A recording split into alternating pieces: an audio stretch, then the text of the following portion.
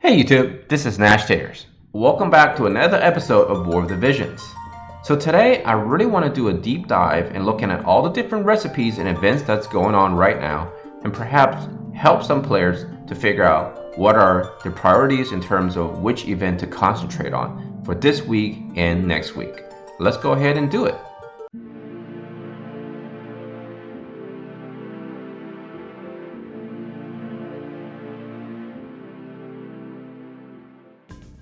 Let's talk about the raid first, since that is something perhaps on many people's minds. I do want to go over a couple of things. First off, the Alexandrite ring and the platinum robe are always going to be here.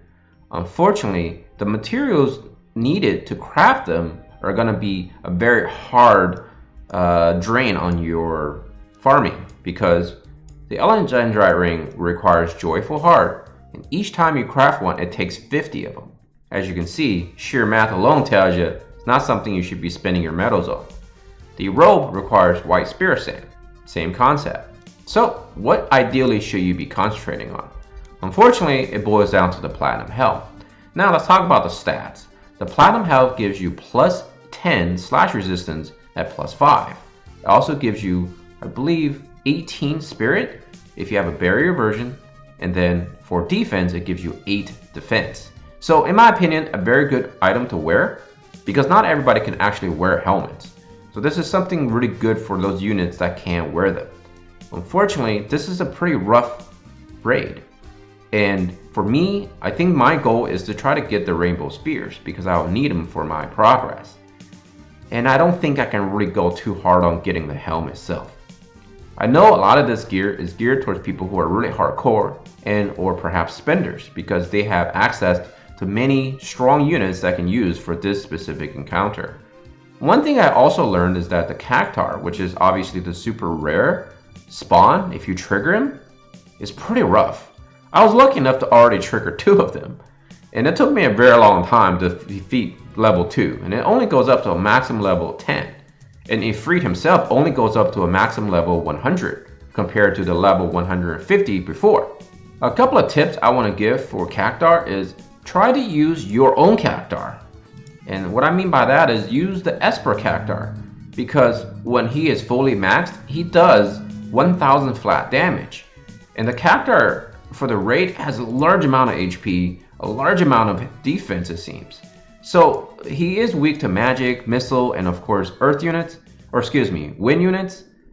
But I feel like using the Cactar gives me a chance to save on a lot of orbs, because 1000 damage each run can really add up. That's like 3,000-4,000 that I could have potentially done, but I didn't figure that out until my 5th run when I was actually killing him.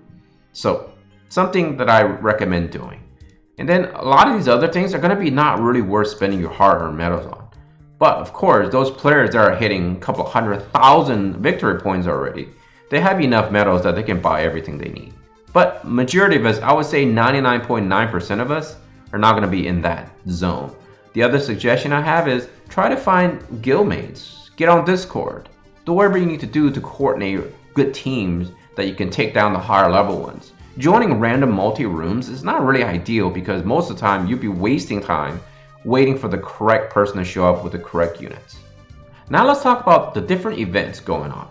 There are currently 1, 2, 3, 4, 5 items going on that you can be obtaining. And many of these have multiple items.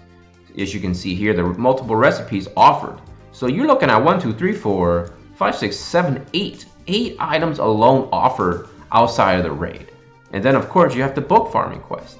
So in general, I think games who fail early are going to be the ones that give us too many things to do. But luckily, the way this game is designed, it doesn't fit that criteria, because you don't need to farm every one of these whenever it shows up. One of the best things about this game is you don't need to collect units. This is not a hero collector. Over time, eventually can become one, but right now it's not. For many of us, especially beginners, the reruns are giving them an opportunity to go back and farm many of the quests they never had a chance to do before, unlike many of us who've been playing this game since global launch. And one thing I want to give the advice to people is don't work on too many units at once. Try to work on 1 or 2 at one time, and that's it. So therefore, that should be your priority in terms of what specific things you're aiming for. And I think that's sort of common sense, but one thing I learned about life is there's no such thing as common sense. This is why I need to do this. For example, if you have Orlando, obviously your goal should be the Coral Sword. But one thing I've learned is the recipes drop readily. Unfortunately, what you're going to need are going to be these things: the lightning crisps, and of course, the tears. So many times over, I noticed that when you're farming for specific recipes, chances are you're going to hit 63 a lot faster than you're going to be getting all the necessary materials to farm them. Something to keep in mind. And for each one, I'm going to point out what the rare ones and what you should be going for in terms of the materials. For the Admirable Prince, if you don't have an axe user or a two-handed sword user, there's no reason to really farm these. But one thing to bear in mind, many recipes / items in this game share the same crafting material. For example, the bone chip is fairly rare, and the light crisp is rare. So these two are going to be the two rare items ideally you're actually aiming for while you're farming for this specific quest. Even if you don't need the axe, you really want to go after these things. And for the two-handed sword, of course, is going to be the bristles and of course the crests. And then of course you can just keep going down the line. One of the reasons I highly recommend farming books when there's not a lot of things going on is because you can get eggs, you can get these seals, and they're really good because you really need a bunch of them. Now in terms of the Extra quest, personally I think the claw is one of the useless items in the game because strike damage is pretty terrible. Personally, go for the marble because I believe that shares also with the gun. And then of course this spear has one of the most rare things that so far not many of us have a lot of, which is the wolf fangs.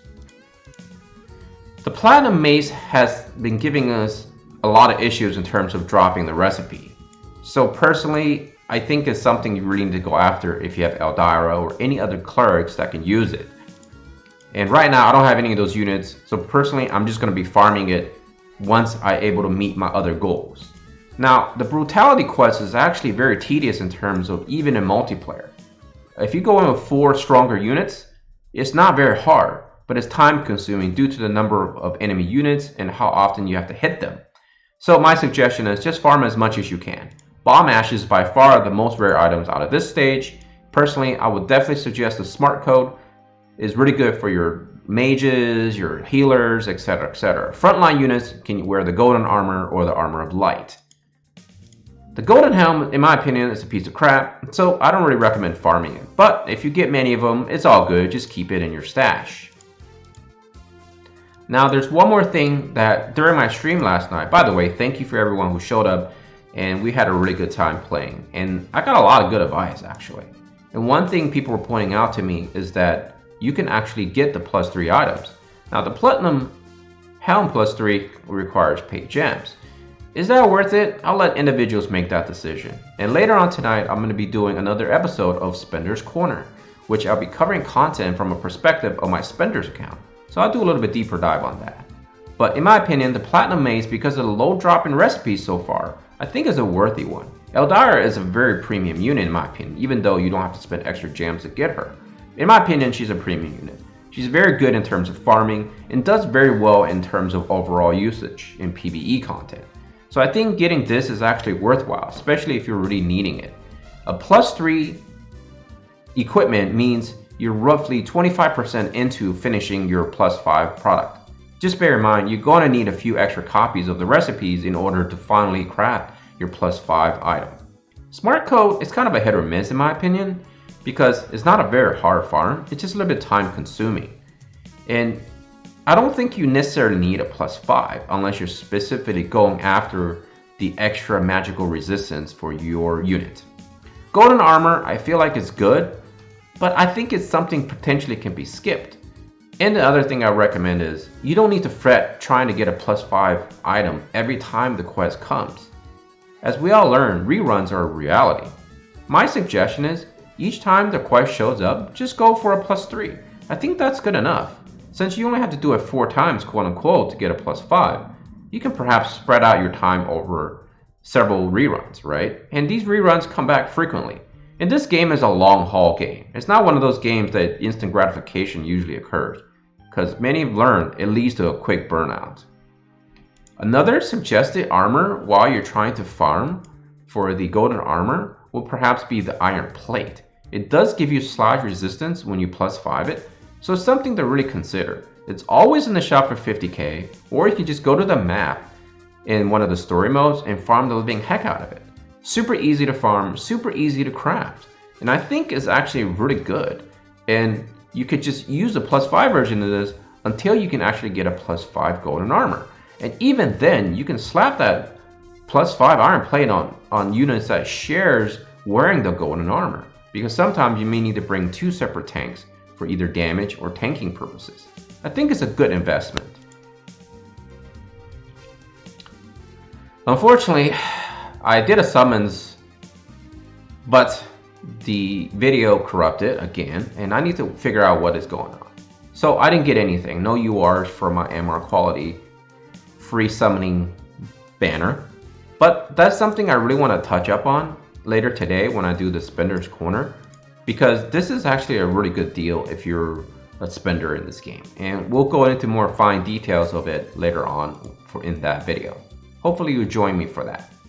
And I think that's all the time I have for this video. I hope you guys find this useful, because a lot of times I try to give advice because I made that mistake myself, and or viewers have given me really nice suggestions. I really hope the viewers keep giving me suggestions, because I'm not really a super great player in this game. I know I have a lot to learn, and I think everybody has room to improve. I think it's good to share this knowledge with people, because ultimately I want everyone to be successful.